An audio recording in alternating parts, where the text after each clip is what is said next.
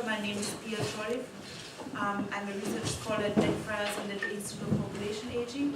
And we have today, in this panel has 2 sessions, and I invite you to join us for both. This is the first one with 3 presentations. And then we have, after the coffee break, a continuation of the panel.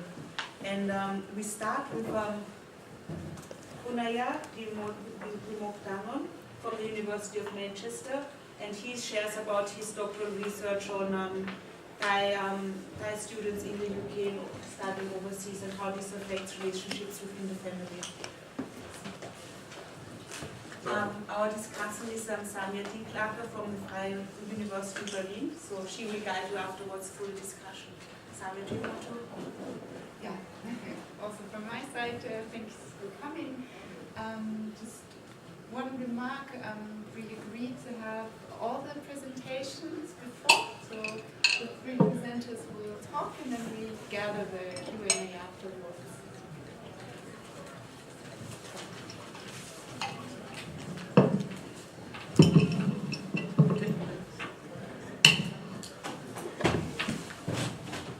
Great. Hi.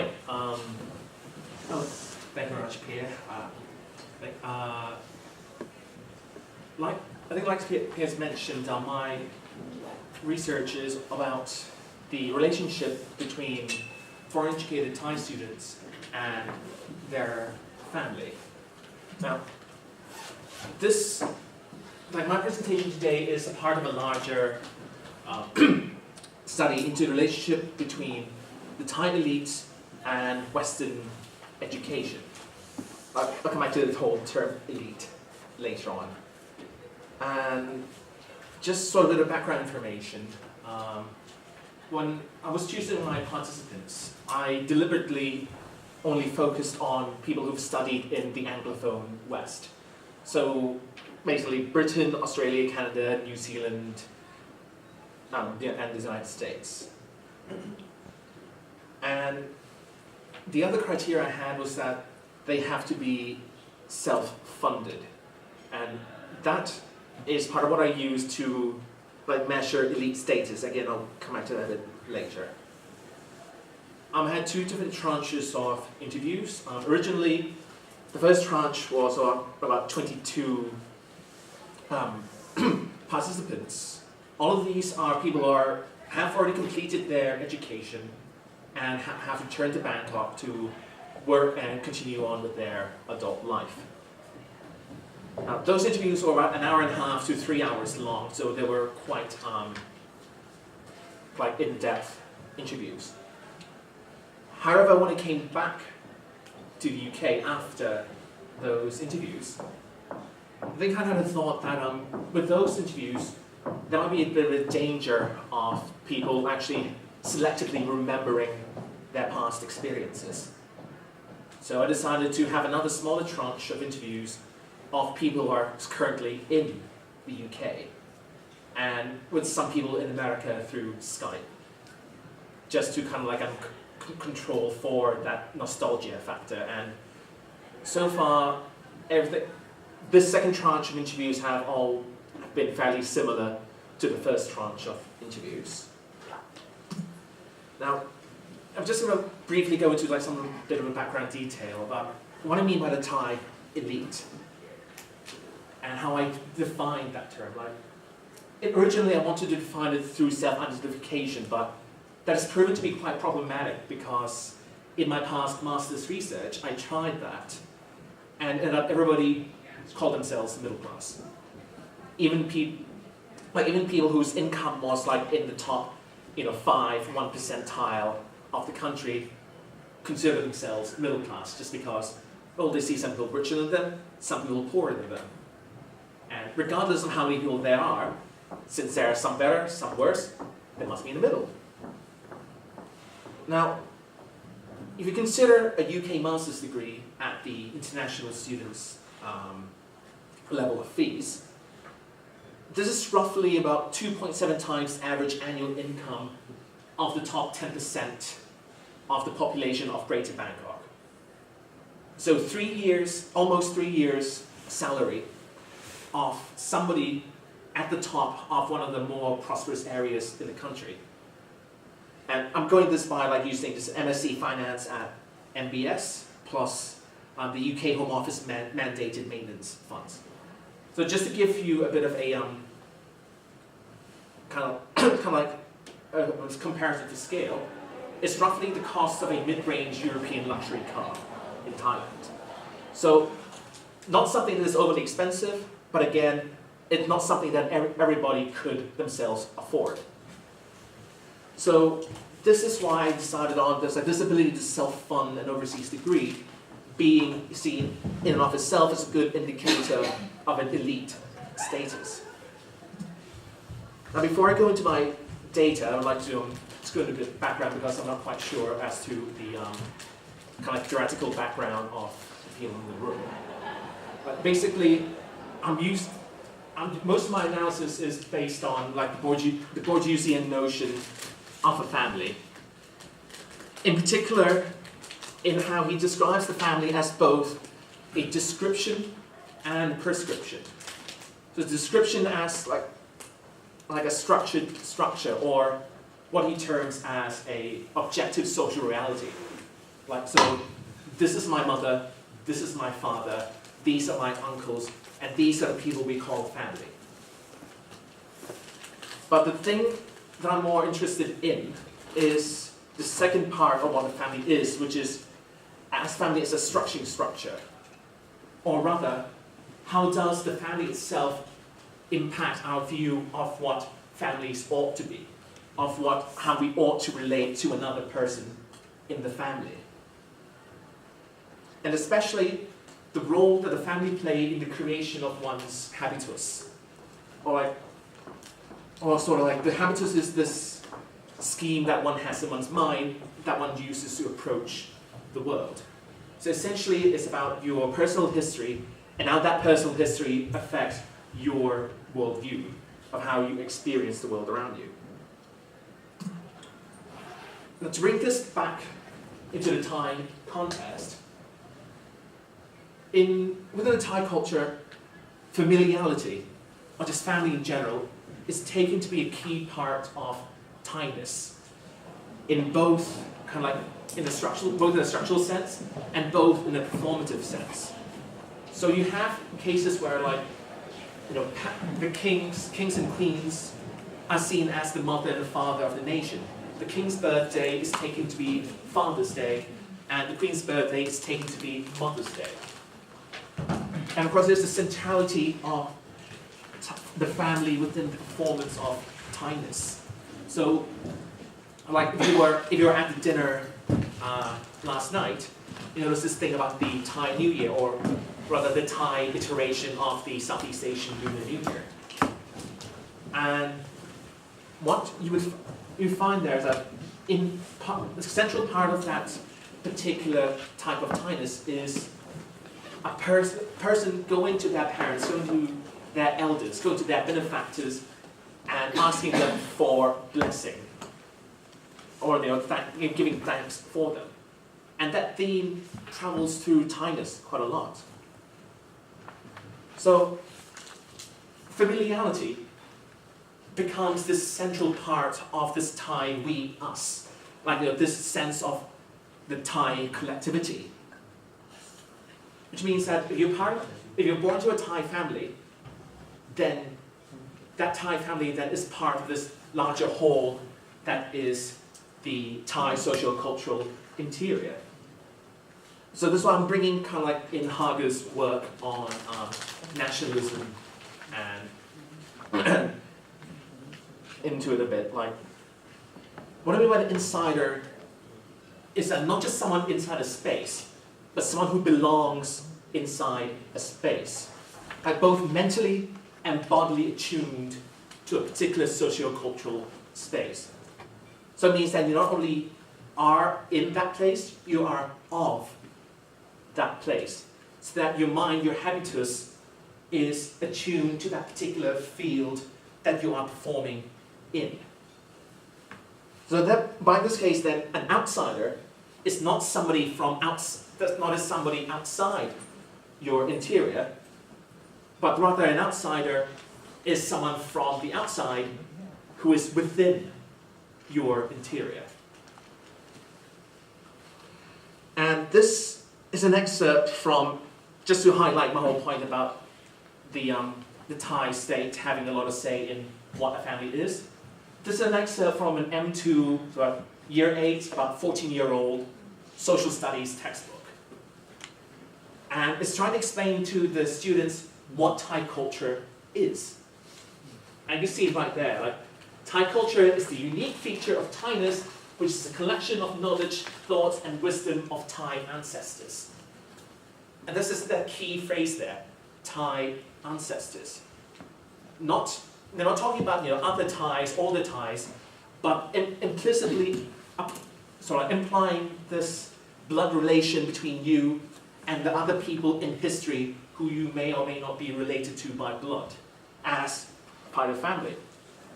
And now the list is much longer than this, but at the top two part of what the writers of this government-approved textbook says is key to Thainess is love and care from the family and respect for one's elders and benefactors. It's like these are the top two most important things they felt is what makes Thais Thai. But, so bringing this into my research, now I'm sorry if I went on a bit with the background stuff. The question that I have is that, well, how does then this kind of like obligation that one has to one's elders and benefactors, this obligation one has to one's family, are there any limits to that? What is the nature of that obligation? This is an excerpt from one of my interviews. Just a note, when you see in brackets it says Thai, it meant that the interview was conducted in Thai. And the italics are just the words that I've taken straight from what the person said. In this case, she said fail in English. So I was asking her, well, how did she feel when her parents tried to make her study overseas? Or she said, I felt fail, like I lost my mind a little bit, and I was sad, but I couldn't do anything. So, of course, I asked her, why couldn't she do anything? Because, I mean, in theory, she could have just renounced her family, left home, and started working on her own. But she said that, oh, in this house, you shouldn't go against them. It's been inculcated in me that mom has chosen the best path for me/us. Oh, she didn't say me/us, that's just the Thai pronoun ambiguity there. So like this, the idea of leaving her family and striking out on her own didn't even occur to her. She said, oh, I'm a part of this family and this is the natural order of things. It raised a few questions in my research that when I asked a lot of other people why they went to study overseas, they tend to frame their decisions as a group decision by the family. Like they would say, oh, I've always known I have to go overseas because my elder sibling went, my middle sibling went, so I just assumed that I would be going too. Or the fact that they've been sent to an international school or international undergraduate program when they were younger, so that the natural progression is to go overseas. Or, in some cases, it's an individual decision with family support. Like, none of them would have chosen to go overseas, even though like one or two participants were successful enough in their job that they could have funded themselves. They wouldn't have dreamt of going overseas without the support of their family.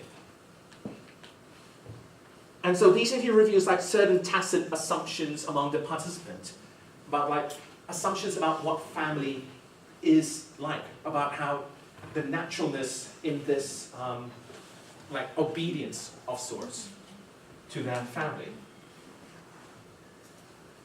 Or that this natural feeling that like, no, parents should maintain this sort of coercive power over their kids. But the question that I want to ask is, what is the nature of this coercive power? If I was trying to approach this from the in the aspect of sort of Foucauldian truth production. But if this is truth production, and if what the parents are saying is being taken as the truth, then how could there be dissent? If it is indeed truth. So, and the second idea I had was this idea of symbolic domination.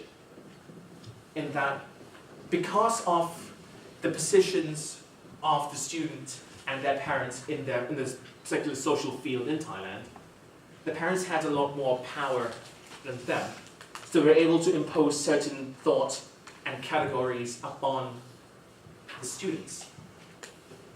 In that, oh, you are the child, therefore these are your obligations to your family. Or that you have to listen to me because I am your parents. Like, a lot of my interviewees just say that, oh, I listen to my parents because they're my parents. And at times where I asked, well, what's wrong with upsetting your parents? And almost all of them looked at me like I was some sort of an alien who can't understand humans when I asked them that question. Like, because, well, I'm Thai myself, they just assume that, well, you're one of us, you should know these things. Like, I have to explain to them that, oh, I have to ask these questions, just pretend I'm an alien or a foreigner. And still they just explain this, oh, because I love my parents, that's why. But this particular example is a bit long, but it quite illustrates one of the problems that I've sort of been dealing with. In that this particular participant, before she went overseas, she was an intern at a large American company. Now, she basically, at the end of her internship, she wanted to go out with her friends, party a bit, but her parents wouldn't allow it. So she didn't, but she still got a little bit upset about it, just wondering, well, why did the other people's parents allow them to go? Why doesn't her parents allow her to go and party with her friends? And of course, she just said, well, her dad told her that they were worried. They're not wrong, they were worried.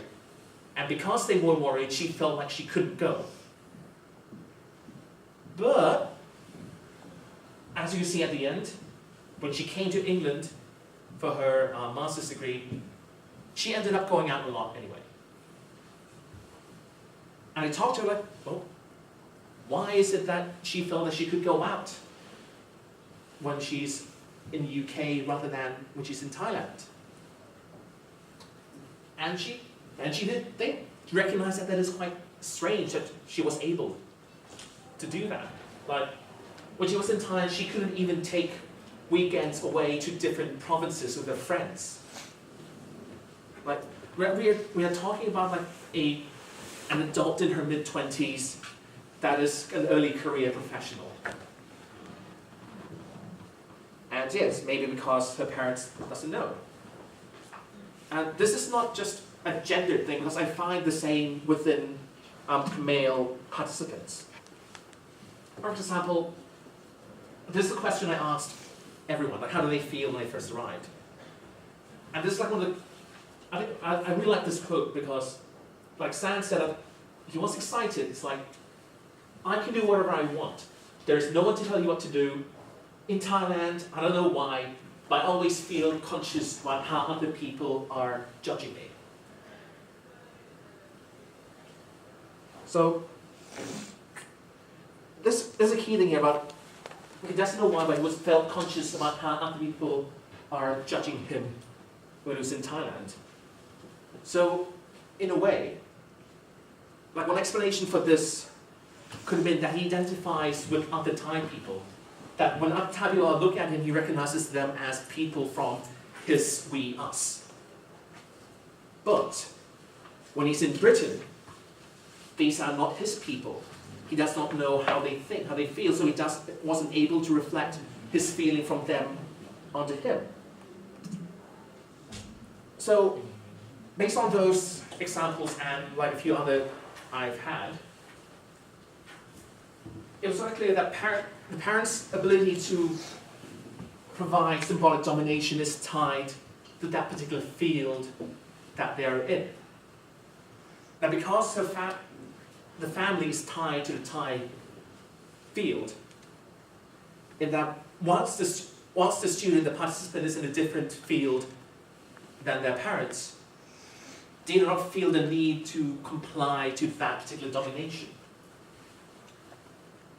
Also, another factor is that there is this habitus field disjuncture that is being caused by being overseas. So, like, when you go overseas, you're still bringing your habitus, your sense of self, your way of looking at things along with you. But suddenly you're placed into a different spot where your ways of evaluating things might not match up with the other people around you anymore. That your way... So, in that sense, you're placed in a position where your position is uncertain. Because back in the home field, you know you are member of this family, this person's son or daughter, so that gives you position both in the family and in society. But as a student overseas, you have none of that. So in a way, that uncertainty brings on this sense of freedom. And they're able to feel more comfortable engaging in more of the disapproved of activities. And also, crucial to this is that most participants, actually that's incorrect, I should say all the participants, see their time overseas, regardless of how open-ended, as a break from the normal. So it means that, they all see their time overseas, they don't see themselves as migrants. They see themselves as, at best, like long-term tourists who went overseas to see a few things, do their degrees, and then return home. And that kind of like this sense of temporariness also aids into their feeling of being removed from their home field, this sense of liminality that is being caused.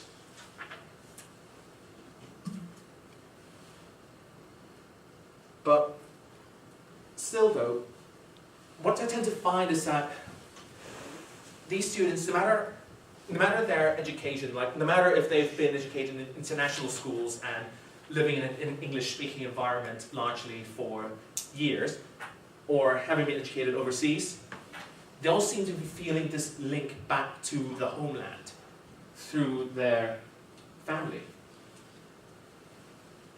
Like you can see here with Gemma. Gemma was educated in an international school, a British curriculum school in Thailand. And she barely speaks any Thai. But when she asked her if she was fitting in Britain, she said no. But she didn't feel like she had that much in common with the people here, and that her perception of the way that the British kids around her at university is talking about their parents or relate to their parents is not the same as her way of relating to her parents. And that relationship ended up being a key part for her to determine whether or not she feels at home in a place or not. So this is why I sort of talk about family as like a cultural anchor, as like something to pin you down to the field from whence you came. And so something that helps you to go back or encourages you to go back. Like all the other participants I've talked to, the ones who were kind of like at first off two minds whether they want to go back or not, all of them talk about their family as being the key reason why they ultimately decided to go back. And to some of them, it's just like, oh, the possibility of staying was there, but I would never seriously consider it because I want to be around my family. Or that they feel at home, they feel more comfortable in Thailand.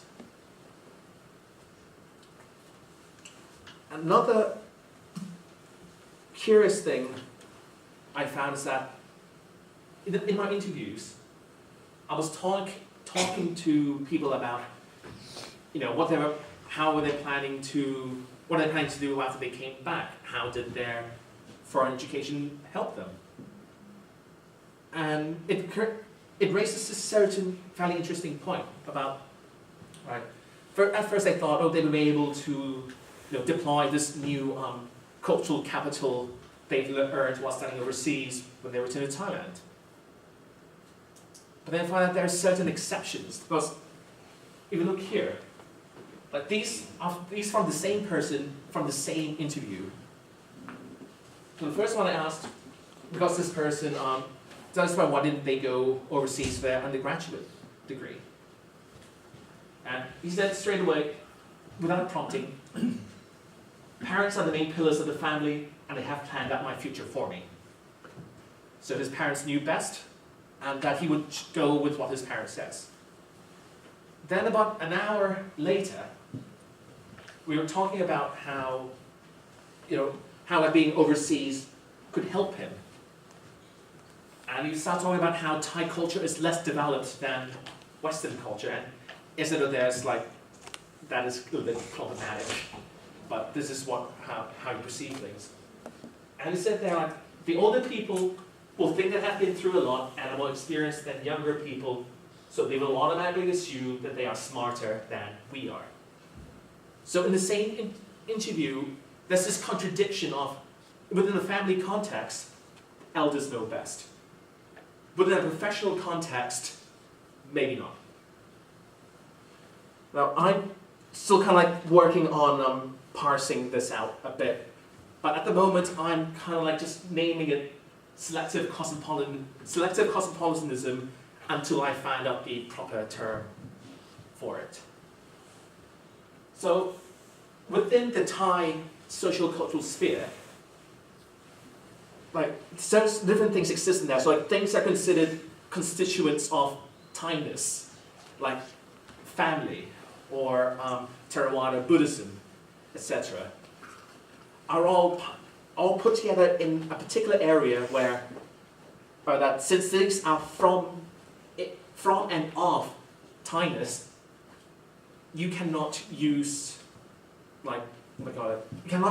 knowledge gained abroad, or you cannot use cultural capital gained from the West to discuss or critique these things. Whereas for things that have been seem to have been borrowed from the West, kind of like a lot of professional life, the capitalist mode of production, science, industry, these are the things that are seen that could be critiqued from a Western viewpoint. In fact, within the things that are considered part of Thainess, having too much of a Western reference point can be seen as being a bad thing. So, this is basically where I want to stop. But hopefully I haven't waffled too much. But in general, the thing I want to show here is that in my particular research is quite very heavy, but I think that by doing things this way, you can sort of able to see the relation. It's got a two-directional relationship between different aspects of society, rather than looking at how does one A impact B, but instead how does A and B impact each other, and how they interact, and how, because in a lot of literature on international students, a lot of them is written from the perspective of the receiving culture, and very few are written from the perspective of the student themselves, about how the student perceive that particular culture. And that is basically what I'm hoping to contribute towards, hopefully. Okay, thank you very much.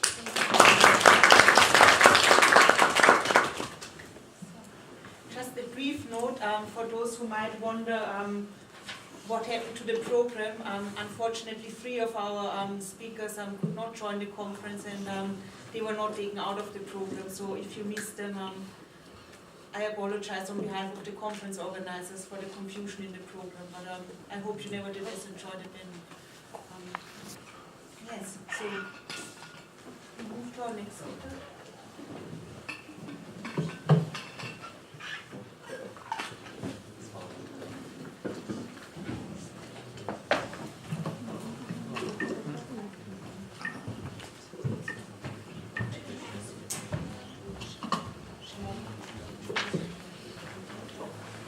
Our next speaker is Andy Chang from the University of California, Berkeley. And he's equally presenting findings from his doctoral dissertation.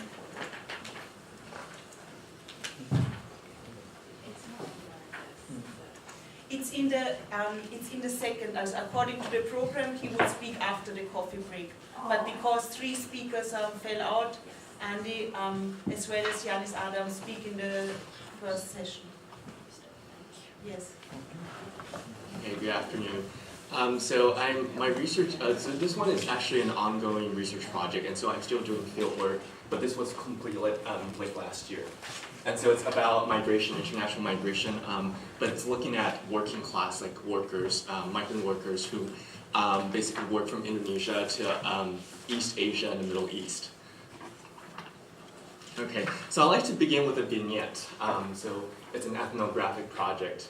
So Tiwi, a 36-year-old Javanese native, began working abroad as a caregiver at the age of 17.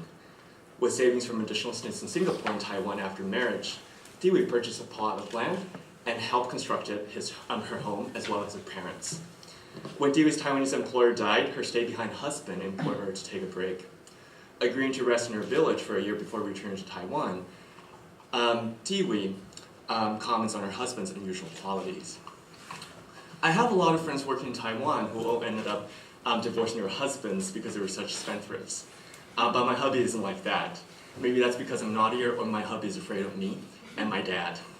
He used to like playing cards and drinking, but after getting married to me, he stopped doing so. He's very dedicated. He loves to work to build homes, and in the afternoon, he works in the fields. So Tiwi is among the millions of women propelling Indonesia's contra-migration over the past 3 decades. So as one of the largest labor exporting countries in Southeast Asia, Indonesia spends about 6.2 million workers overseas to over 12 destinations across the globe. Economic migrants are estimated to remit at least $8.4 billion annually, rendering labor outflows a pivotal source of foreign exchange for Indonesia. As fundamental scholars of globalization have long argued, the new international division of reproductive labor that emerged in the 1980s have absorbed increasing numbers of women from the global south into the international labor market as caregivers and housemates, and so the Philippines and Indonesia are some of the largest in Southeast Asia. The expansion of cross-border movements by women, unaccompanied women, has even surpassed that of men, leading many commentators to proclaim, so this one is moving a little too fast, but proclaiming the decline of the male breadwinner model. And so my presentation today interrogates this gender migration nexus by examining how masculinities are reconstructed when women work abroad and men are left behind. So much of the existing literature focuses on how immigration into North America has reinforced gender inequality in a household. But few scholars have examined how international contra-migration disrupts nuclear family structure, and that leads to gender changes, shifts in gender relations in communities of origin. And so much of the existing studies have shown that gender inequality tends to be reinforced when men and women settle jointly, especially in the United States or Canada. And so I argue in my presentation that gender ideologies in rural Java have redounded to the benefit of women as a result of their participation in international migration. So I send the literature on transnational families by investigating men's involvement in productive activities at home, and that includes a lot of wage labor and also increasing care work. Studying gender dynamics in setting communities also contributes to theorizing how men's masculinities, identities, and practices shift as a result of negotiation with women. Although feminist scholarship increasingly attempts to experiences of men, it often restricts analysis to whether men take on women's socially conditioned role as nurturers.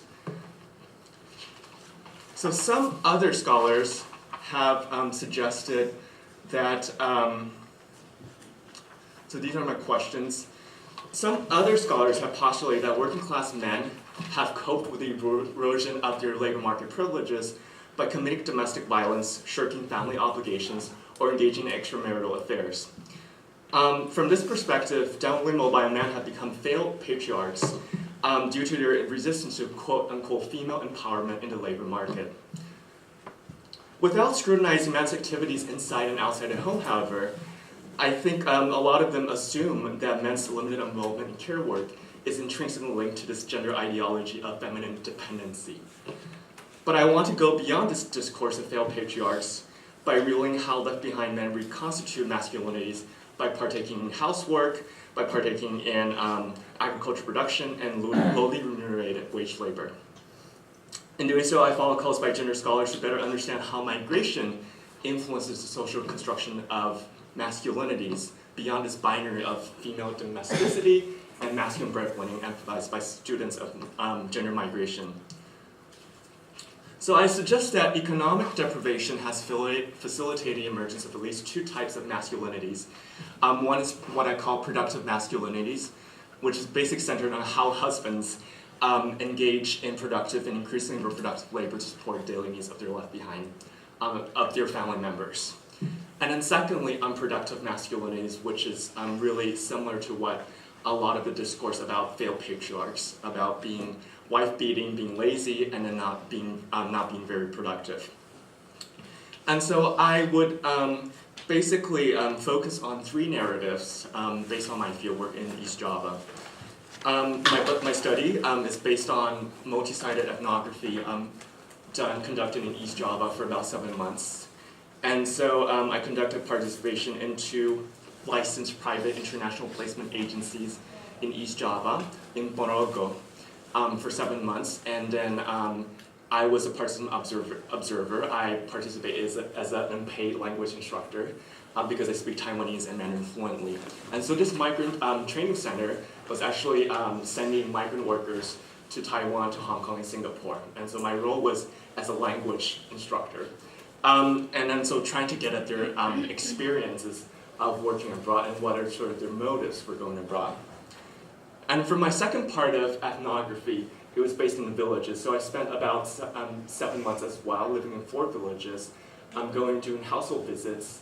And then so the bulk of my data is based on this particular village that I call Tanah Luas, which I've sort of talked to about members of 20 households in this village. So just a little bit of context of Ponorogo Regency. So since the 1970s, there have been marked improvements in wet rice cultivation in this regency, which is primarily agrarian, because of the Green Revolution. But despite of all these improvements in agriculture, Ponorogo is one of the major labor-sending regencies in all of East Java. So in East Java alone, between 2012 and 2014, Ponorogo boasted East Java's largest record of international placements, and most of them are dominated by women. And to most of the destinations being, the top destinations being Taiwan, Hong Kong, and followed by Singapore and other destinations. So from the mid-1980s to the 1990s, rural men in Ponorogo experienced declining employment prospects. So neighboring Malaysia had once been a very popular destination for male migrant workers until the early 2000s.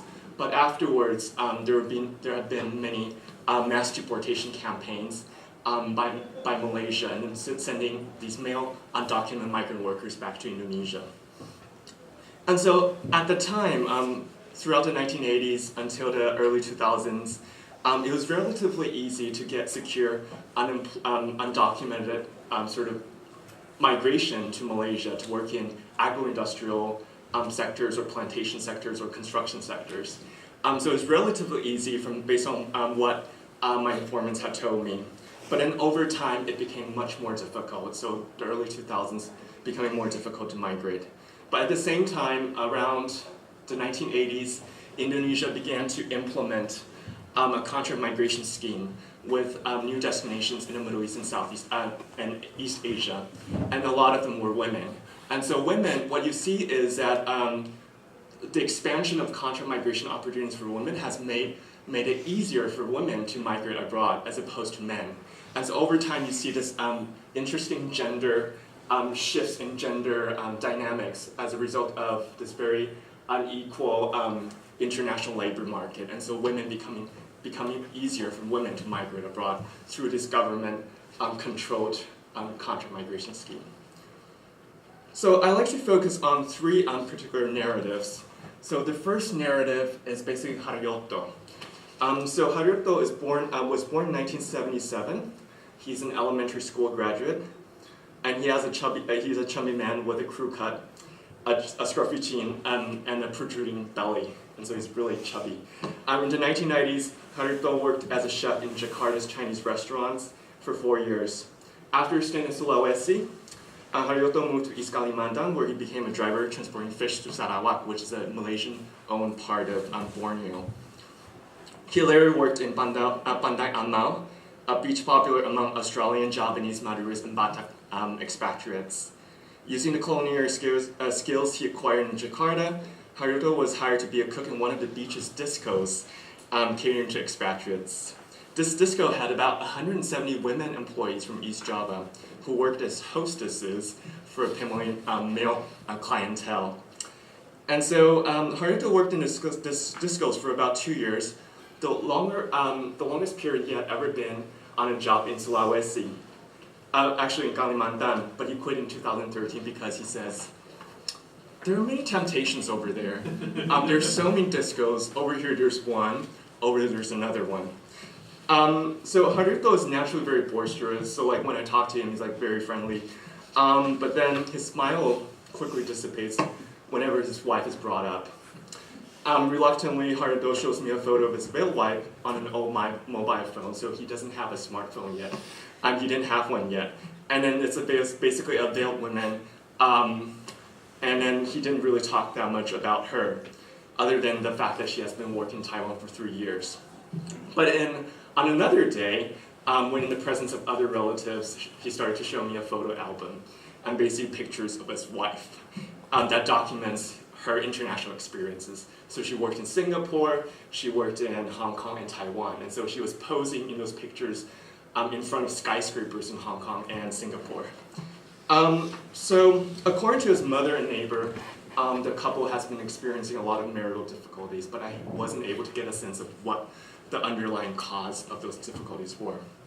So when I first met him, Haryoto, he was constructing a brick bungalow next to his parents' home with the help of 2 friends. And so I asked him about the source of his income. Basically told me that his wife has contributed nothing to it. He uses up his own savings to build this new structure, which will house his own business. But his mother, Mariatti, tells me the other day, well, didn't you know that his wages are minuscule?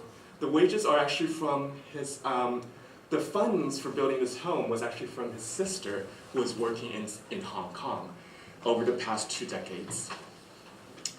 And so Mariatti also tells me that Haryoto is building this new structure because he actually doesn't own the place that he was actually living in. So he was living with his mother, but he didn't have his own home, and so basically his wife, his sister working in Hong Kong is basically supporting that. And so the discrepancy between Haryoto's and Mariatti's accounts, I think, probably reflects his desire to conceal his downward mobility.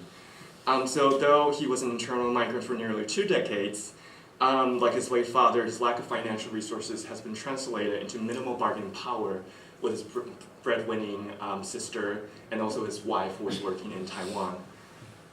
And then nevertheless, I do see like Haryoto trying to compensate for his loss of dignity by engaging in a lot of productive activities at home. So these days, he was, when I was visiting him in April 2015, he had just finished harvesting rice, and which was packed in 15 bags. So there was like 15 bags of rice stacked on the floor of Mariatti's newly renovated kitchen with the support of their daughter and working in Hong Kong. And then he told me that although he sometimes solicited help of relatives and neighbors, he's primarily responsible for harvesting paddy. And harvesting paddy is traditionally a female activity in rural Java, so women traditionally engage in harvesting of rice. He also says 3 sacks of rice will yield him about $30 US when sold to the village rice sort of trader. To supplement his meager farm income, he engages in other income-generating pursuits. So in 2009, he was invited by his Hong Kong-based sister to participate in this Malaysia-based International Entrepreneurial Association that sells imported herbal products. And so he's one of the major distributors in Ponorogo Regency. And then again, trading is traditionally performed by women in rural Java, so it's not a gendered activity for men. So Haroldo also does much of the cooking for his ailing mother and also for his teenage son. And this, again, cooking is a very gendered activity in rural Java, traditionally by rural women. So I do think that Haroldo, in many sense, has pursued some of the gender tasks traditionally reserved for rural women as a result of this new negotiation brought about by international migration. So he has to justify his contributions to the family by engaging in a lot of productive activities. So I'd like to talk about another case, which is Susanto. So Susanto is the stay-behind husband of Tiwi in the opening vignette. So I talked about Tiwi at the very beginning. So this is actually her husband. So he also exemplifies a lot of his ideal about responsible fatherhood, about responsible husband and responsible father.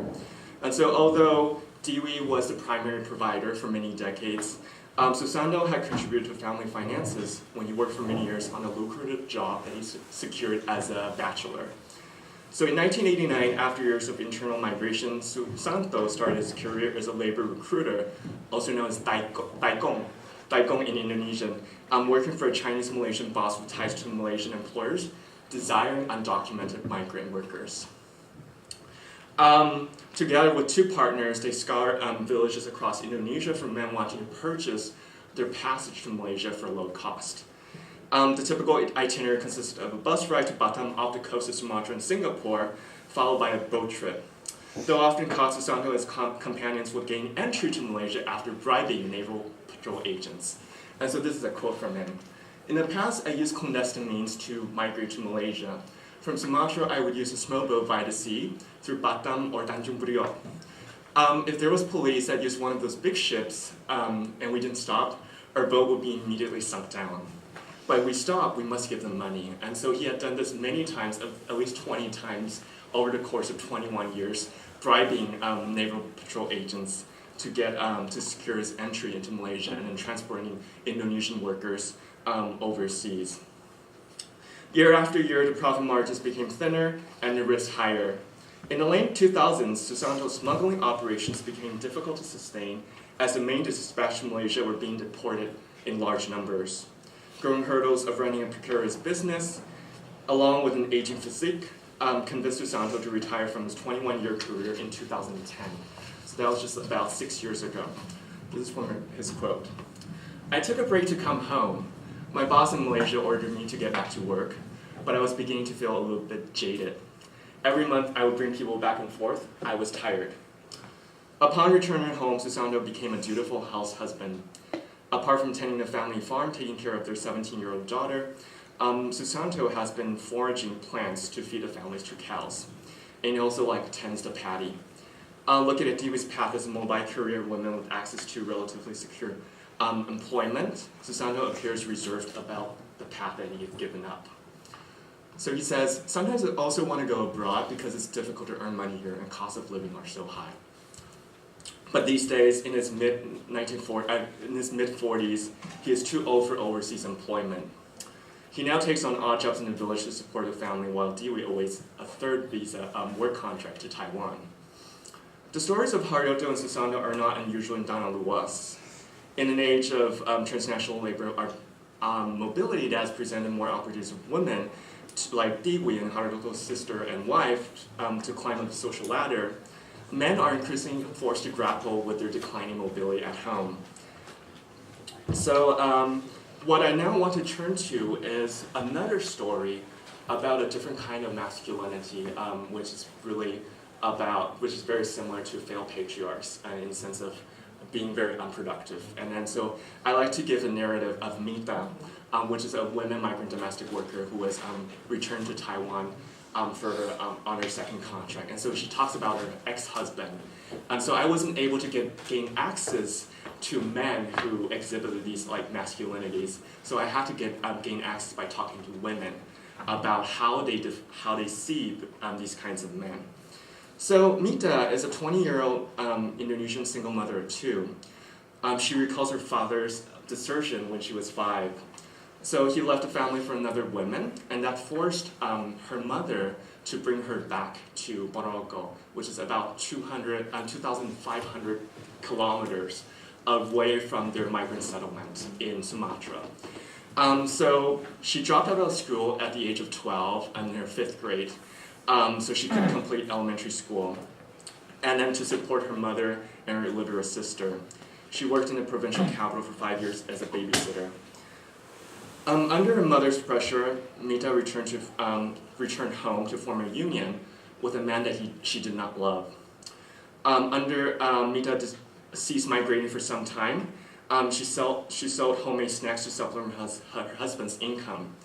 Instead of contributing to his nuclear family finances, Mita's ex-husband relinquished his earnings to his parents.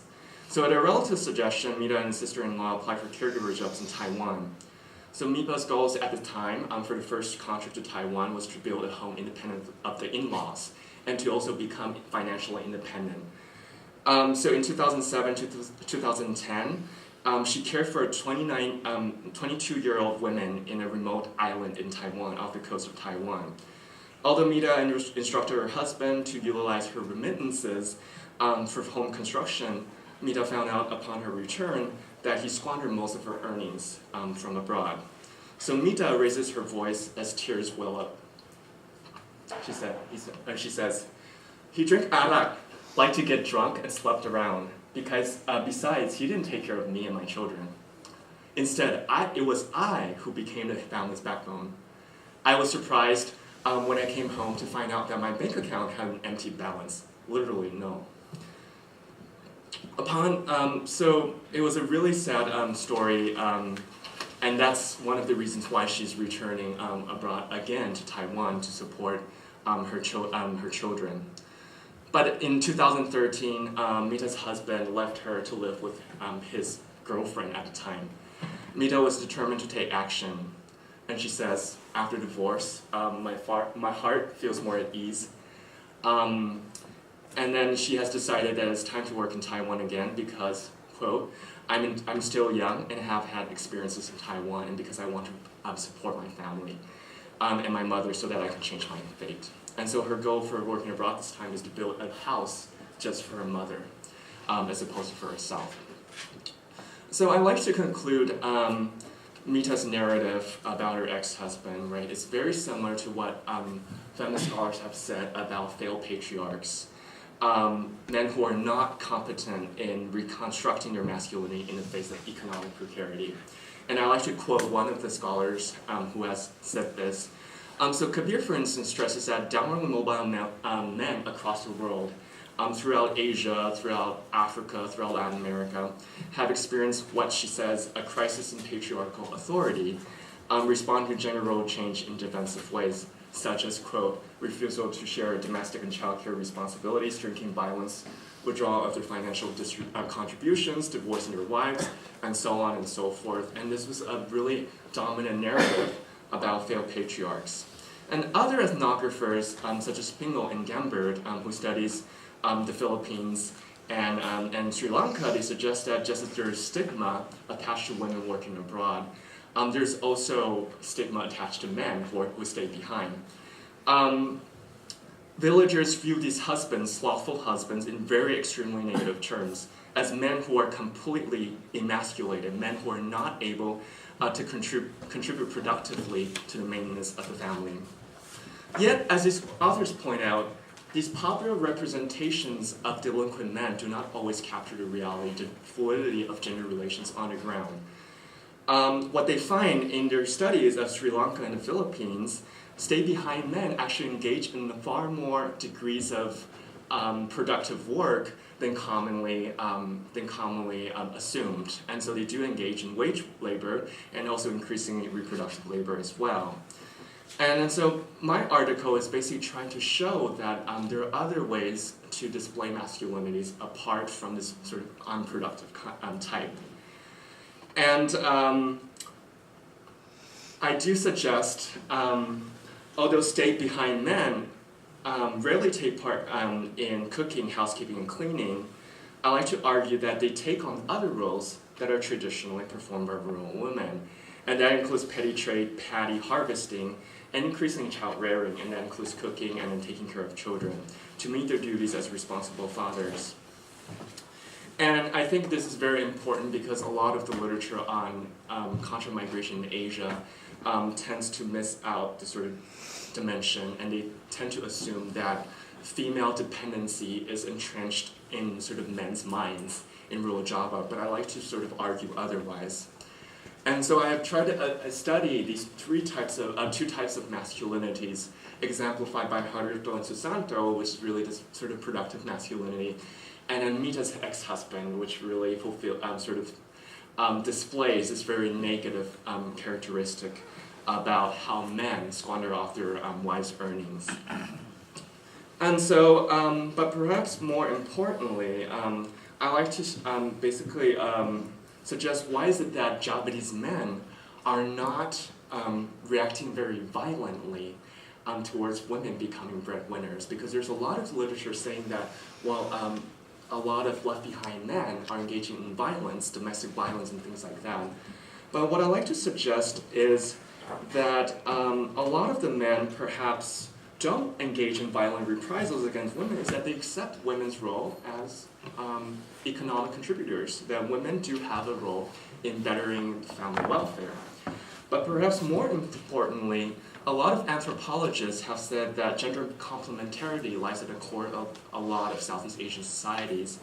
And so in rural Java, for instance, a lot of scholars have mentioned that rural Java being a bilateral and matrifocal society in which women's autonomy is traditionally higher. And so women, especially poor women in the countryside, are not confined to their home, but a lot of them are actually encouraged or forced to engage in productive labor, including petty trade, agricultural production, and other things.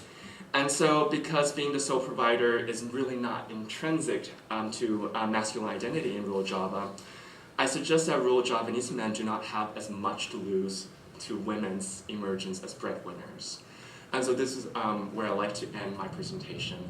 Thank you for your attention, and I'm sort of looking forward to your questions afterwards. Thank you.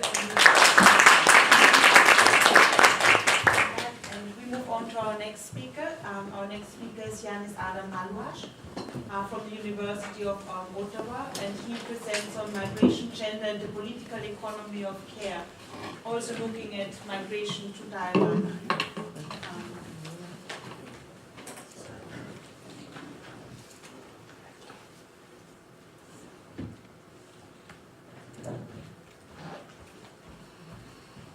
Okay, so good afternoon. I'm very happy to leave the solitude of my graduate study room to come and talk to you about my research here today.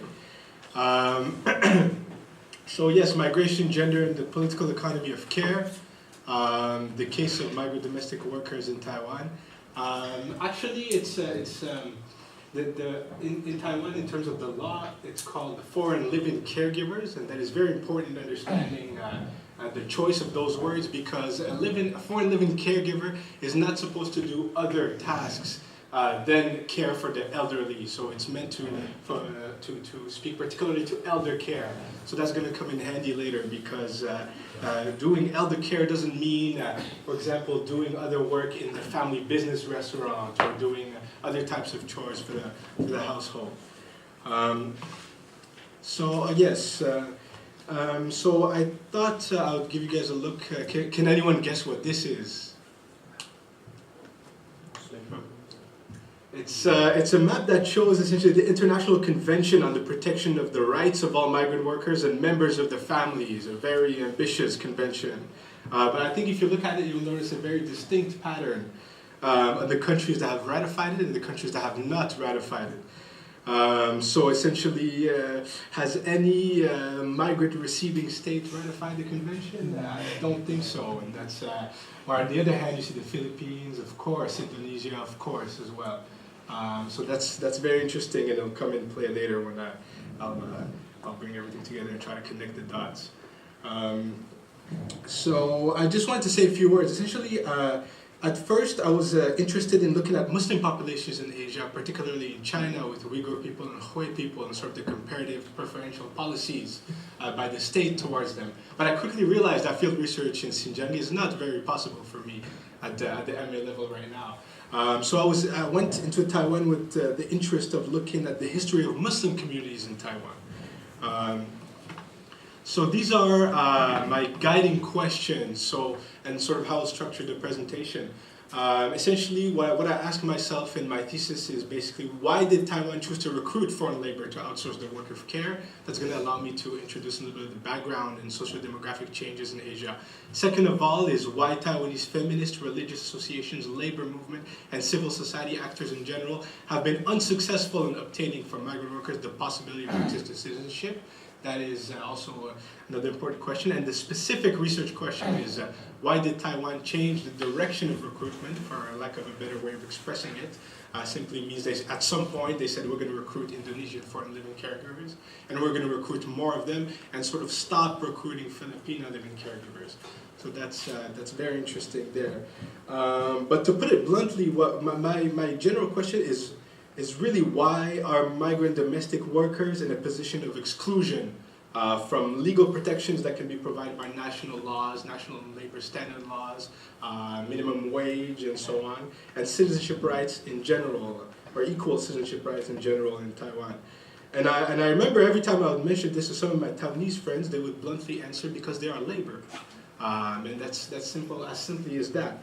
Not to point this out or stigmatize them, but this is simply to begin laying down some of the clues regarding many of the popular biases there regarding migrant communities, and these same biases that broker agencies play on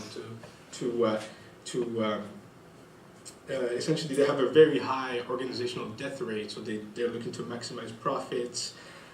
So they provide some type of advice to employers based on these very essentialized and racialized terms. And I think this also demonstrates some of the lack of the general awareness of issues of migrant workers in Taiwan by the general public. But the question is legitimate in my point of view, because it's not like you're just doing a 2-year contract or a 3-year contract and you're going back. Essentially, this can be renewed for up to 12 years. So if you leave and you're maybe 18 years old and you come back and you're 30, then essentially the best years of your life are gone, to find a partner, to fall in love, to get married. So it has more implications than just simply say, because they're labor. And it's important to know that we're talking about very marginalized population groups that constitute maybe 2% of Taiwan's national population. That live very in the margins of Taiwanese society, and sometimes quite literally in the undergrounds when it comes to Indonesian migrant communities in terms of the public gatherings and the public sphere in Taipei. And now what's also interesting to keep in mind is there are as many Aboriginal people in Taiwan as migrant workers, which have legal recognition and legal protection. So that's also just laying down some of the background information. This is essentially, to be a good comparativist, a good positivist researcher. This is sort of my minimalist explanation, just kind of like the mechanism of my argument in my thesis. So I'm going to unpack a few things and then get back to this as we go. So I'll begin with socio-demographic changes in East Asia. So as you can see, Taiwan, Hong Kong, Singapore, South Korea due to surpass Japan as Asia's fastest aging nations this decade. People age 65 and over, 10% of Taiwan's population. And it's going to continue to increase, making Taiwan one of the few super aging countries, and this is said by President-elect Tsai Ing-wen. But yet this is something that they've known for quite some time. So they've known even since the 80s, 70s, 80s, 90s that they were working towards this trend. So it'll be interesting later because I'll try to add another explanatory element. Yes, this trend is the same in all advanced countries or say advanced economies, as we have seen earlier in the map. So this is just sort of an image.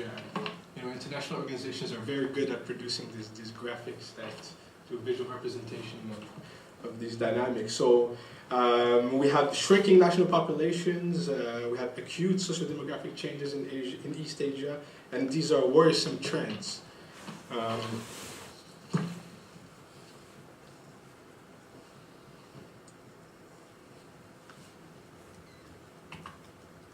Okay. So yeah, people are living longer, people are getting older, but the fertility rate is not necessarily improving, and this was further exacerbated by the 1997 Asian financial crisis, especially in Taiwan and also in Korea. They noticed that these demographic and family changes underpinned public demands for new types of social welfare support. So it's not until now that in June 2015, Taiwan passed a long-term care policy as the legal basis to develop comprehensive long-term care services. It's, like I said, this was something that was known since the 80s, and it's only due to give result to an eventual rollout in 2017. And it's not so sure how they will integrate these migrant living caregivers into this new system. So there was a progressive overall context where women's entry and increased participation in the labor force changed the family structure to dual income households, and that became the norm. And of course, states want to encourage women to participate in the labor force. This begins to explain why Taiwan chose to outsource care through guest worker policy. But what really explains it, I'll go back here, is what I call the productivist legacy of Taiwan welfare state policies, so meaning the lack of public provision in terms of care and social policy regimes. And this can be seen throughout essentially the developmental state, the democratization era, and now maybe the post-industrial era. So there's good institutional theories that explain the absence of political change, that speak of to path dependency and the kind of weight of antecedent policies.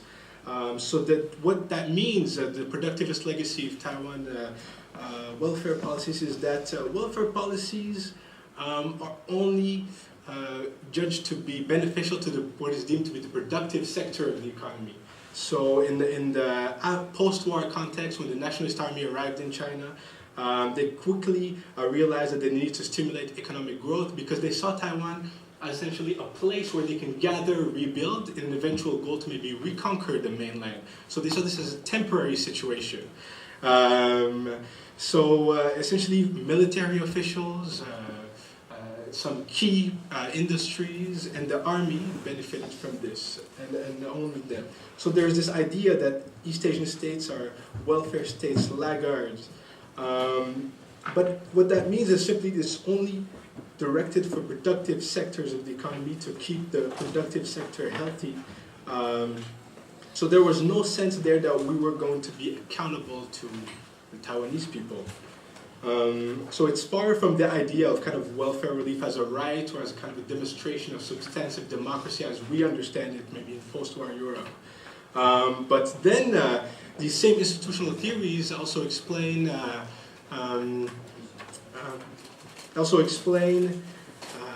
they speak to moments of important moments of critical junctures. So for example, after Taiwan was booted out of the UN, Essentially, and after the death of Chiang Kai-shek, there was an increased realization that they were there to stay, and the Communist Party was consolidating its control throughout China.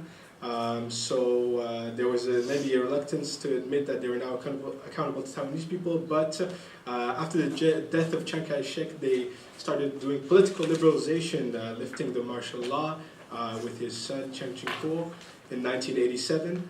Which at the time was the longest martial law period in the world. So social policy reform, or at least the discourse around it, became to be used as a tool for political legitimacy by the KMT. Or at least, yeah, the discourse around, because an example is that, for example, welfare, health insurance was due to be rolled out in the early 2000s. But essentially they've kind of rolled it out in 1995, right before the first presidential election in 96, which helped win the election. So to say that this political liberalization era brought in new actors in the political arena, such as civil society, which have affected a lot in terms of political change. Feminist organizations have made it possible to have anti-discrimination laws in the workplace and so on. So there was a general tendency that political promises stayed political promises. Actually, each party was outbidding the other regarding old age income provisions and so on. And in the end, I think it's fair to say that the DPP and the KMT are essentially belong to the conservative family of political parties, if we allow a loose interpretation of Esping Anderson's typology of the welfare states. This is where migrant workers come in play here, because this was framed in Taiwan as we can allow for the recruitment of foreign living caregivers and migrant labor to do national construction projects and so on.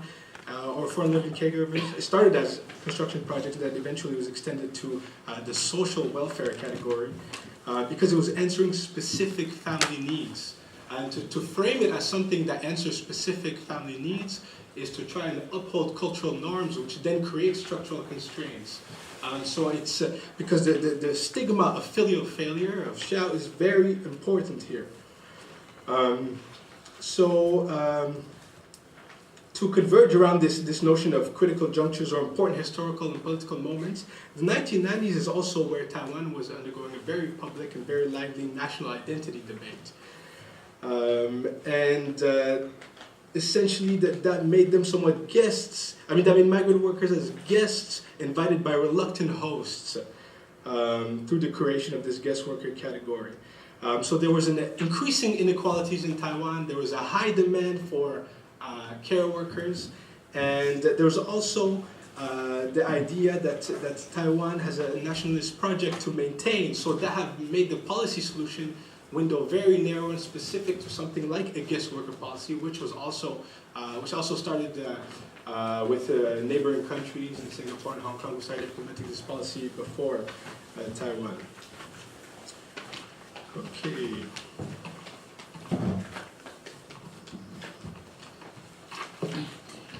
All right.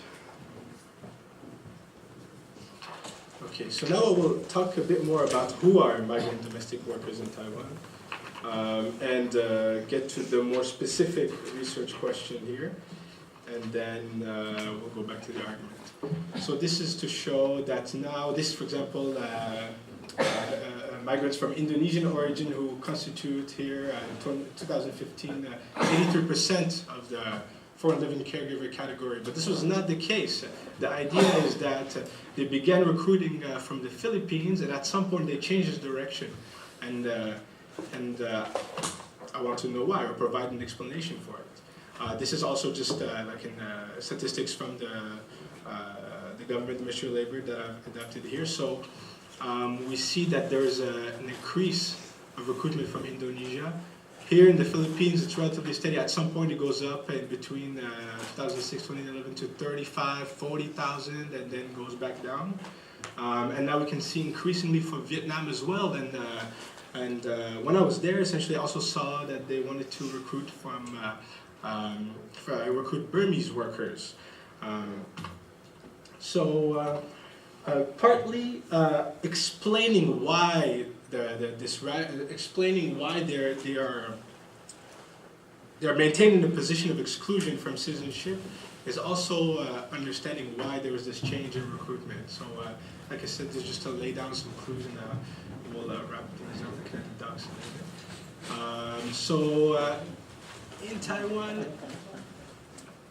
In Taiwan, I noticed that if you go up in Taipei, in Zhongshan district, in the weekend, there is, for example, a place like St. Christopher's Church, who organizes masses in Tagalog.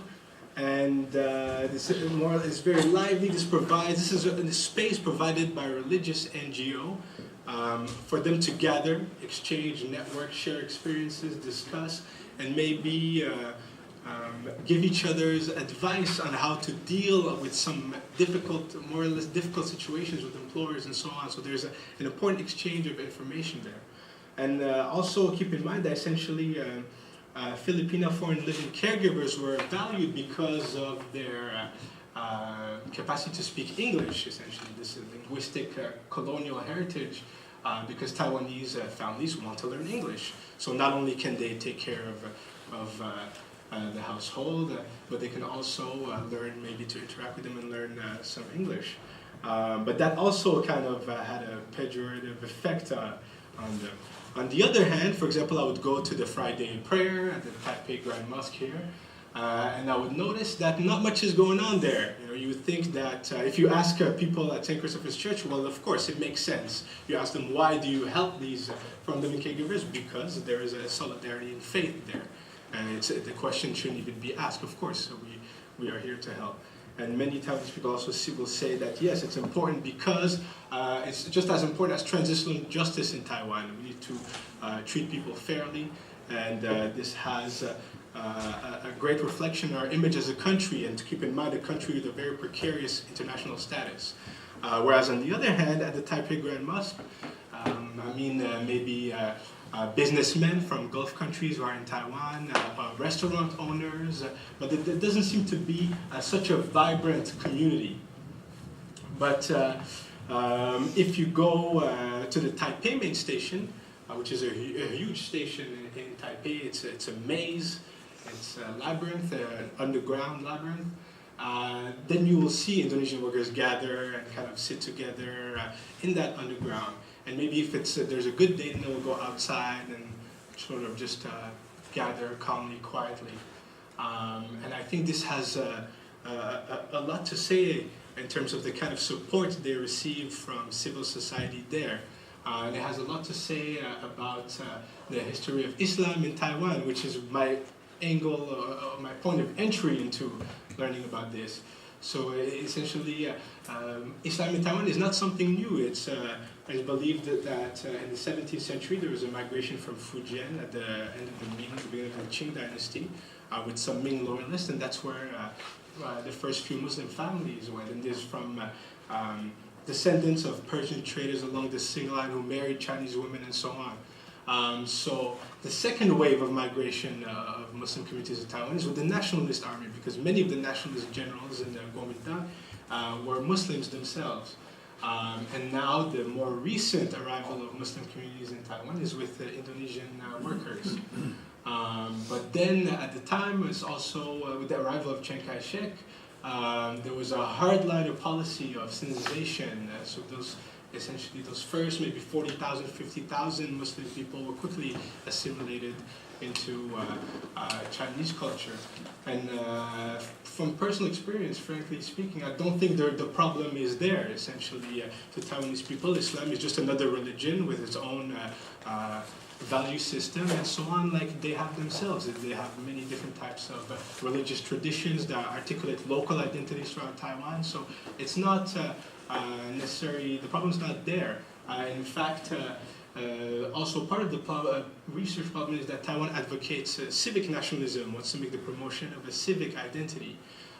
They have throughout there's lots of ethnic tensions in Taiwan between mainlanders and people who are from that 17th century Fujian migration between Waishenren and Benshenren. And throughout that democratization process, Li Tonghui came up with this new idea that we have a Xin Taiwan, right? So that means the new Taiwanese people, so that now sovereignty belongs to the islands. So decisions that are made in Taiwan are decisions that they will be voted on in these presidential elections. So that to kind of reconciliate those prior ethnic tensions and ethnic cleavages there.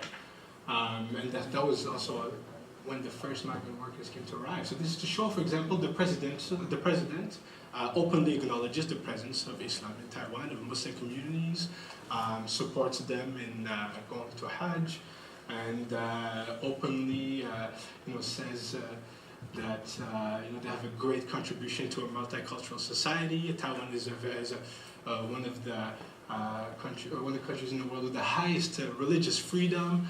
So there isn't a problem there in terms of peaceful coexistence of multiple religions and cultures, even though there's not much choice. If you're 1%, 2% of the population, you are marginalized in a predominantly Buddhist or Taoist society.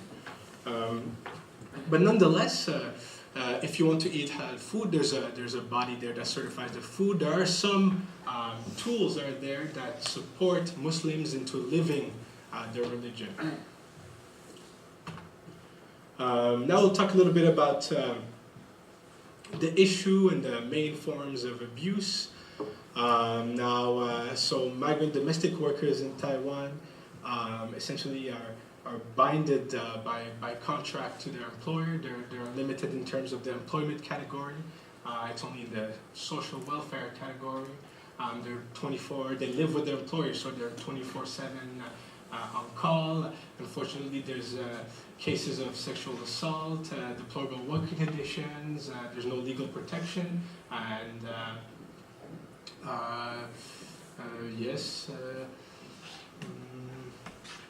these are essentially some quotes from an article just to show, just to give kind of this examples.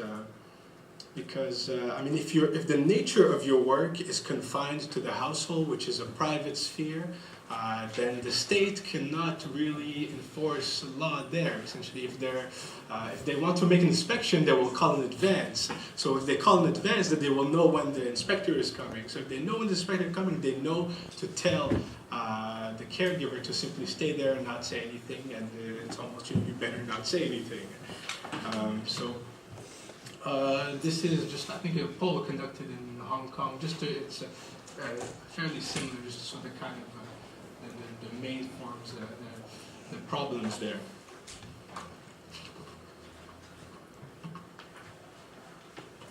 So this is just what I've talked about. And these are graphs from a paper that show the strict state regulation of migrants in Taiwan. Even from the airport, they have a special procedure, they have to do all these things, whereas me, for example, if I go to Taiwan, I pass customs in 5 minutes and it's done. And this has a lot to say about the certain hierarchy of migrants. They're desirable migrants, like students like me who go to Taiwan to study Chinese, because there's a mission of public diplomacy for Taiwan, because maybe if I go back to Canada or if I come here like this, then I talk about the situation of Taiwan and their nationalist project, and the kind of the pride of their kind of democratic success story.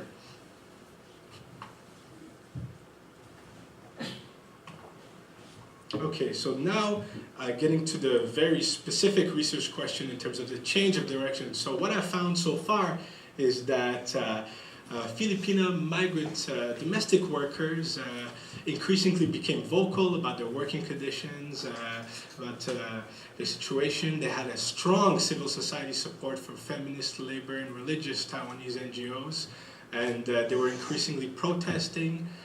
They were increasingly organizing flash mobs, protesting in front of key institutions, and eventually, this is a hypothesis, this is an argument that I'm working on. So if I operationalize kind of the cost of the demands that they've made, so in terms of the recognition for better rights, in terms of higher wages, there's a constant debate about when will the wages be raised, and that causes many diplomatic tensions between Indonesia and Taiwan, Taiwan and the Philippines, and they kind of use other peripheral conflicts like a fishing boat that has entered, for example, a Taiwanese fishing boat that has entered. There was a famous case, actually, a Taiwanese fishing boat that has entered Philippine waters, and the Coast Guard retaliated and killed the fishermen. So what does Taiwan do in response is, we're going to block migration for the recruitment of living caregivers from the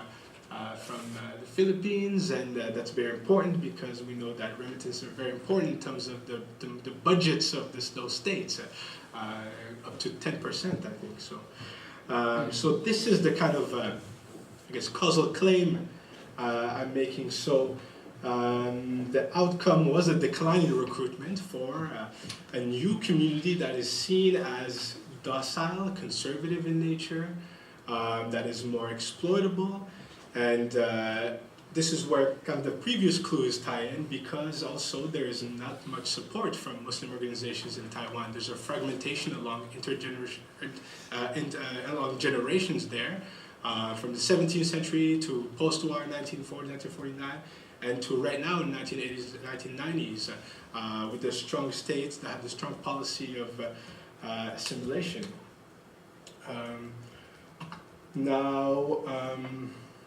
In my research, what I use in terms of theory to explain this is essentially feminist critiques of the globalization of domestic work and feminist critiques of gender-blind theorizations of the nation. Now it's interesting because I'm presenting kind of the different context of reception here. So there's to say that there are macroeconomic changes, and there is, of course, feminization of international migration, gender division of reproductive labor, and the nation-state framework is unable to cope with the growing demand, so the outsourcing of care becomes an important option, if not the only option. Because you have to keep in mind that socio-demographic changes is not unique to Taiwan. It's happening in Japan, it's happening in South Korea, and so on.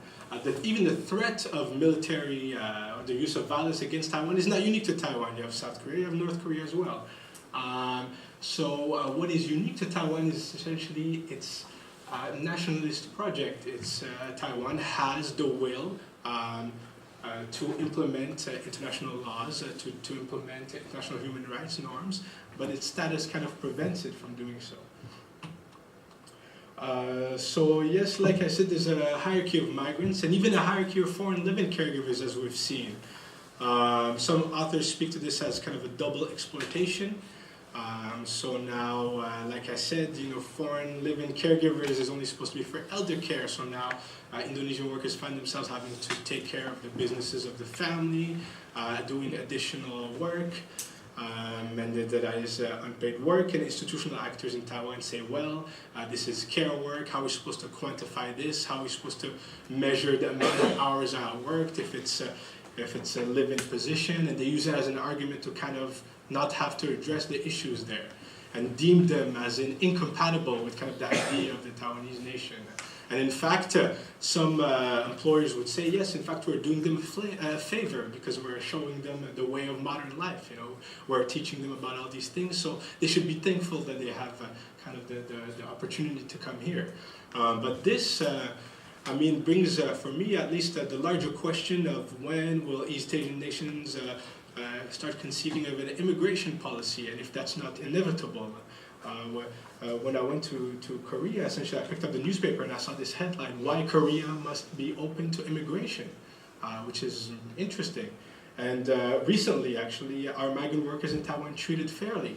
So there is kind of like an increased consciousness about these issues, but there's still a lack of awareness of the general public. And the institutional actors reinforce that because they benefit on this reliance on cyclical migration, and to keep benefiting from this, they need to have highly institutionalized channels of migration to maintain this strict state control, and the guest worker policy. What is the assumption, the fundamental assumption of a guest worker policy is that someone's going to come here, work, and then go back. Well, it's not really the case. Actually, some migrant workers just rather flee because of their abuse, because they find better working conditions with broker firms who don't have a legal license. So they have more equal power relations there. So they're an illegal worker now, and they find an illegal broker agency, and now they can negotiate because, you know, if you tell on the authorities on me, then well, I'll do the same thing to you. So that creates a kind of the strict state control has generated kind of an illegal side market there. So yes, there's a famous Taiwanese sociologist named AP-11a who has written a great book, and essentially it's the political economy of care, which means that the logics of supply and demand for care, for reproductive labor, that is to me the most aligned variable in explaining why they're maintaining this position of exclusion. So I mean, at first I was interested about migration, about religion and politics, about nationalism, and I was discussing earlier, it ended up being a type of political economy analysis, because essentially it is the cost of that legal obligation that, go back to,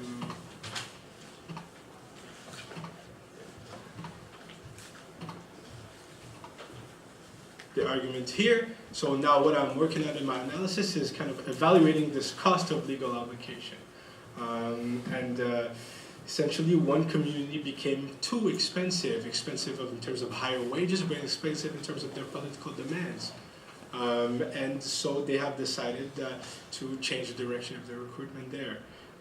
So this is, like I said, it's a multi-causal problem, and this is the explanation that I put forward as kind of a hypothesis here. So there are many intervening variables, as we said. So the context of Taiwanese women labor participation, the structural constraints of cultural norms, and if migration is a tool to answer specific family needs, then maybe we don't need to implement stronger welfare policies to support the elderly.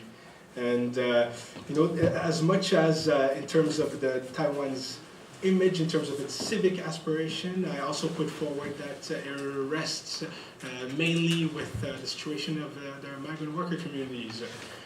So if we have a discourse on one way that wants to be a civic discourse, on the other hand we have a very ethnocentric framework of governance for migrants.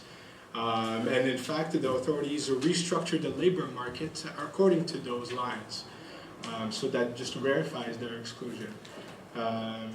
So yeah, I think I will end here. There's lots of things to talk about. Yeah, so I think that's it for me. Yeah. Thank you very much.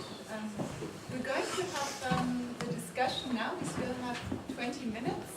But as in my function as a discussant, let me allow just a tiny comment, because I would like to thank all three of you for your presentations, and I would like to highlight what I found particularly interesting, and that is for Kunanya and Andy, I found it very refreshing that you both showed that migration is, although that might be something ambiguous also, but that it's also a transforming force.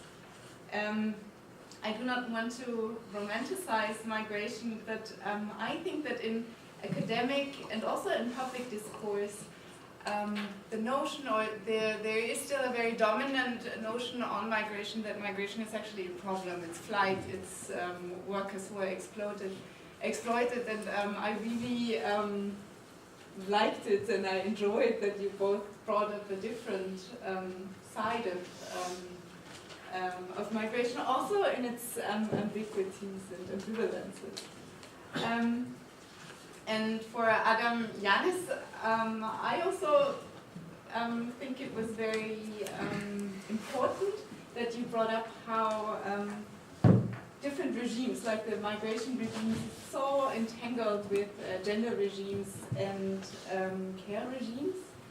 And what I found particularly inspiring is, I'm also trained as political scientist, and we tend to be very, I would say, dry in our analysis. And I also liked your humor on, or your self-humor on your discipline. But I think what your presentation showed that knowledge production on East Asia, in that case, and Southeast Asia, really is also enriching for our disciplines, which are, in the case of political science, still very Eurocentric or US-centric. And I think there's lots of potential, and I'm looking forward to know more about maybe a PhD project. That much from my side as discussant. We still have 20 minutes, and I would suggest to gather questions first. You can maybe tell us to whom you want to address your questions, and then each one of you can have the possibility to answer and comment on each other and cross-comment and everything. So, floor is open. Thank you. Yeah, enjoyed those 3 papers, so thank you. I've got a question for Andy. You kind of divided sort of masculinities into productive and unproductive. And it sort of occurred to me that there are 2 other possibilities, and I just kind of want your reaction. One is a kind of extra household productive strategy, which I think kind of Pereñas talks about with respect to the Philippines, that actually men leave the household and engage productively elsewhere beyond the kind of, so that would be one. And the other, which is linked, I don't know if you know the work of Catherine Locke on Vietnam, where she says that if men leave, women are left behind. But if women leave, men then send their wives. So men then kind of reframe language to give them agency, so that they become the breadwinners by default, because they're guiding their wives to take up work overseas. So I was wondering whether, along with your productive and unproductive, you've got various other possibilities, and those are 2 of them. So one from the Philippines and the other kind of from Vietnam. Should we gather first? If not, maybe Andy, you want to comment on that? Yeah, thank you for your questions. Yeah, it's actually a very interesting phenomenon, because there are actually cases in which both men and women migrate to different countries, and so I wasn't able to gain as much access to the voices of men. So in my ethnographic fieldwork, it was primarily women, because the design of the training center itself was all female dominated. And then so based on my conversations, what I heard was that it is increasingly difficult for men to secure jobs overseas. And then because the labor recruitment agencies also impose hefty fees for men to secure factory jobs abroad in Taiwan or South Korea, it's very expensive for men to migrate abroad. And so what tends to happen is that women would tend to migrate first, and then they would sponsor their husband's migration abroad. And so I haven't seen many cases in which it's sort of men dominating the migratory decision, and that's really why I focus on these particular 2 kinds of masculinities. But I think it is very interesting, because I think Haryoto's case was very interesting, because he was trying to conceal his masculine, was trying to present himself as if he was more successful than he really was. And then people could see it in different ways, whether it was an example of a man trying to invoke patriarchal discourses. But from my experience with him, I think it wasn't very clear to me whether he was trying to sort of give credit to himself becoming a breadwinner. But my focus is basically primarily on what men do in reality. So apart from their discourses, so they might say, well, I'm the main breadwinner, but in reality, in their everyday practices, it is very clear that they're mainly marginal figures in the family. So I haven't seen that many cases of men trying to say that, well, controlling women's migratory positions. And I think that was why I sort of, in the end, I had to resort to this anthropological literature basically showing how in rural Java it's not as strict and not as patriarchal as Vietnam, for instance. So Vietnam is sort of in between East Asia and then Southeast Asia, but like Java is basically the quintessential society where women traditionally don't have a much greater role outside the households.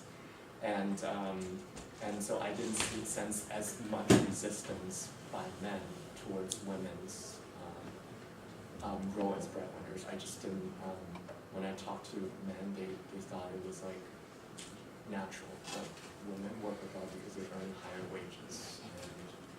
And so, yeah, so I couldn't actually develop these other ideal types of men sort of leading the migrations. But thank you for your suggestion, and that will be my future project, is to try to document the men who are also leading the migration, and then that way we could see maybe different gender dynamics in the household.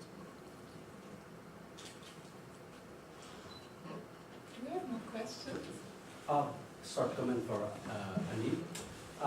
In the literature of Japanese masculinity, the women breadwinner is not the problem if involved in lower class or working class, but it's quite a problematic in the Ningrat or in the high class. So, did you research about the comparative people from the working class and the upper class? Because upper class usually travel abroad and to Jakarta, to Malaysia with a good job, with good position, and with good salary, and it's quite different with this kind of type of people like Harriet or your interlocutor. So did you compare people from other class or for other background? So yes.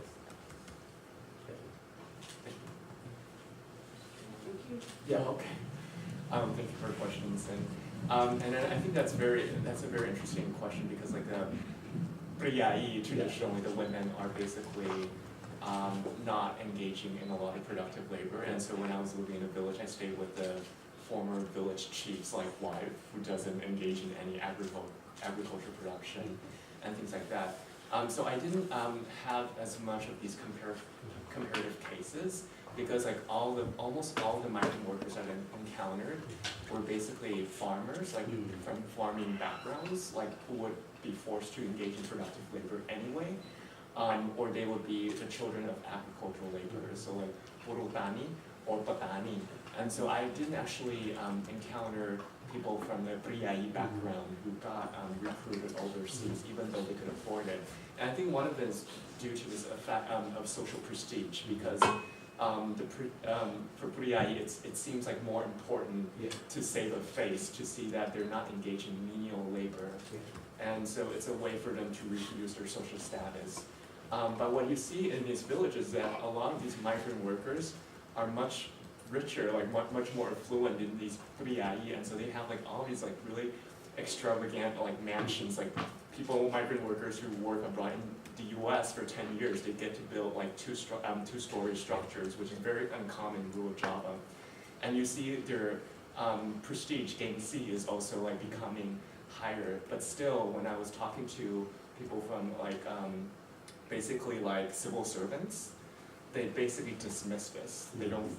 They do recognize that they're economically more affluent, but they see themselves as more of a higher social status, and so it ties in with Bourdieu as well, this sort of transmission of cultural capital. It's really about reinforcing this class, social class position in the village, and so they don't engage in a lot of the migratory activities, even though they secretly might want to. But then I did encounter two lower-ranking village officials whose wives were working in Hong Kong as domestic workers, and they basically gave in. They said, well, their wages were just too low to support the family, so in the end, their wives became like caregivers, but they were very subtle about it. They didn't really say it. It was someone else, a neighbor, who told me that their wives were working in Hong Kong. Can I also ask, and it goes in the same direction, the social sanctions to divorce, would you say that this is also a class thing? That because in your examples and also in your paper, it read that it can be done. When I think of Jakarta, also Tangerang, whatever, the social sanctions towards divorce would be much higher, I guess. And is that also, why is that? Is that because of morality? Is that because of class again? Or probably? Right. That's a really good question. I do think it has to do with social status in some ways. And it seems easier for working class women to divorce their husbands than middle class women try to divorce it. And for some reason in the East Java and Ponorogo, I didn't feel it was very particularly like super devout, even though it's one of the centers for like Islamic learning. Like Ponorogo is very famous for pesantren, so there are a lot of these like Muslim boarding schools over there. But for some reason, the women that I talked to said it was fairly easy to divorce their husbands, and usually it's the women who initiate the divorces, and it was really strange for me.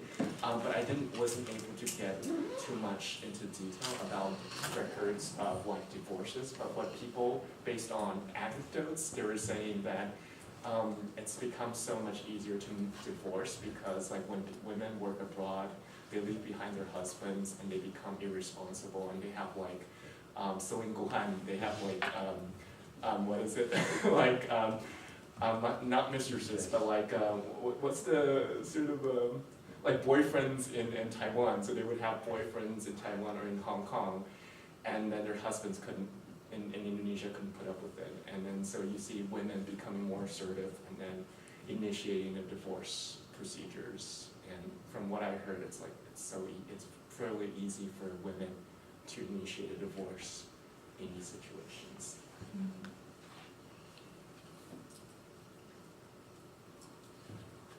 Can I ask another question? Maybe to all three. Sure. I mean, I think all three of you were kind of, in a sense, linking to the work on global householding or transnational householding, so the work of Deborah Bryce and Mike Douglas, people like that. And that requires us to think about whether it's the migrants in Taiwan or the children in the UK or the US or the people back in, the men in Java, as not kind of people separate, in discrete spaces, but actually connected emotionally to a social sphere that crosses boundaries. And that actually, that's the only way we can come to understand why what happens in Taiwan or in the UK, and how that reverberates or resonates back to Thailand or whatever. And I don't know, I was wondering, have any of you kind of looked at that literature as a way of conceptualizing? I mean, I think, who was working with Borgia? Was it you got? Yeah. As another way of thinking about these migrants. Because we always have this tendency, don't we, to kind of isolate the migrant and look at them and think, well, are they exploited, aren't they exploited? Do they have agency, don't they, and all that kind of stuff, without that thinking of it in terms of, the household and how we need to kind of reconceptualize a household for the 21st century, given these sorts of movements and so forth. So I don't know whether it just kind of strikes me that that's the point of contact between all three of your papers. Okay, I was thinking, yeah, absolutely. I mean, they share similar conditions of alienation, of kind of partial citizenship, and kind of ambiguous sense of belonging wherever they go. But I think that speaks to their role as kind of a low-wage laborer in a globalized, liberalized economy right now. I mean, there's absolutely, because it's kind of like class, ethnic, gender, cross-cutting segments all into this like pattern where people move from the global south into the global north, and whether they are maybe in Italy, in the US, in Canada, or in Taiwan. I think that their class position, or the fact that they're kind of low-wage, unskilled labor, given the whole like in migration development nexus, kind of a migrant is an agent of change that goes abroad and is an agent of change because they can contribute to the welfare of their family, they can gain better salaries there. But I think that's kind of economistic or a simplistic view that explains why there's this exclusion, but it doesn't explain, on the other hand, what happens in their country of origin. For example, maybe I think there's because of the erosion of the commons, or like the erosion of social capital ties, because it's not so essentially seeing this as a kind of like push-pull effect. You should work on your strengths. If you have in a situation of labor surplus, like the Philippines or Indonesia, well, you should encourage your migrants to go away, and then the state depends on those remittances for those budgets. So it's very confusing. It's very complicated. But yeah, absolutely. This transnational dynamics of care, basically. I mean, if you emancipate a woman by allowing her to hire another caregiver to come and take on her care responsibility, then you're just reproducing the same dynamics or the same patriarchal structure there. So, I think there's an element that can be generalized like that, but to really understand the localized impacts, I think you have to look at the role of the state and how the state chooses to mediate those structural or external factors in the way they do. So, I think those sociological literature, those feminist critiques have put really the finger on what the general dynamic is, but policies still vary with states. That's why I kind of think the case of Taiwan is very interesting, because they could have a lot to gain, not to enter in a very normative perspective what they should do or what they shouldn't do, but there's a lot that could be gained there, because it's an independent country but unrecognized nation, and they have to kind of balance these like nation-state building welfare goals. So they're in a unique position where to maintain the viability of their nationalist projects, they have to internalize the borders to control the ethnic frontiers of the nation there. But yet they need these migrants to perform the reproductive labor of their society. But on the other hand, there's no recognition for performing the reproductive labor of their nation. So it's contradicting dynamics, and absolutely. That's my 2 cents on it. And I think from my perspective, this idea of you're conceptualizing the household as a particular type of social space that isn't delimited by the physical space that they're in. As in, like, you're always attached to your household, no matter where you are in the world, and as a result, being something that is always a part of you, always something that will color your perception of the world is. I mean, it is an intriguing notion, and honestly, like this particular chapter that on my thesis that I'm working on right now is currently being parked for a while because I spent a few months tilting in this particular windmill, and still not being quite fully satisfied with it. But it is something that I'm thinking about looking at when after sufficient time has passed, and I go back to revisit the chapter. Just bulk up on the thing I mentioned about how the family as a sort of a cultural anchor. I like this question about transnational families because there's a lot of literature, Virginia literature on transnational households, and then how do we think of families when it comes to globalization, when women are sort of being sent to these overseas destinations and leaving behind their families, and then so I think the family, it's one of the things that I was originally planning to also studying migrant workers when they arrive in their destinations. I haven't started that project yet, so I'm primarily focused on the sending community at the moment, because I think there's been a lot of focus on migrant workers' experiences in host societies, and then how there's experience of alienation, estrangement, and things like that. And what I found is that there were, when I was talking to people who had migrated abroad before, there were definitely stories of feeling like heavy workload, feeling like they were somehow being exploited, but at the same time, they felt it was somehow empowering for them. And then to leave behind the children would be difficult at first, but then after a few years of adjustment, they sort of get acclimated to the Taiwanese family, and they start to sort of take care of like Taiwanese families as if they were their own. And then so it's a very interesting ambivalent sort of sentiment about their left behind children. A lot of the times, these women, when they work abroad for 10 years, they return to Indonesia and they don't recognize their children anymore, or their children don't recognize their parents anymore.